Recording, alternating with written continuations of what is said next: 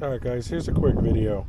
So, a friend of mine has this Tohatsu. It's like a 2022 model, 2530, same motor. And he was lifting it and the pin that goes on this piece here snapped off. And this piece is not available by itself. You have to buy the whole entire Cowling. We've got in touch with corporate and everything else. So what I did here was center tap and drilled and threaded this piece. I drilled out the rivets, took this piece off.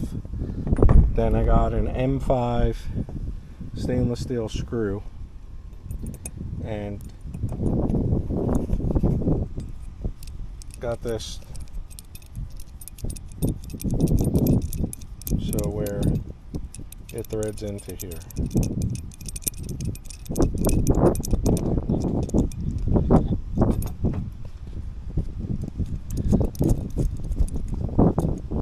Okay. So take this,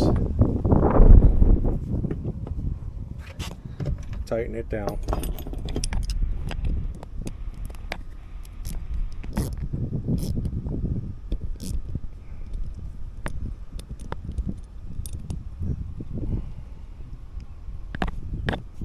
Tighten it down into there. Then I got this well nut. Throw it on here to act like the bushing and to keep it in place.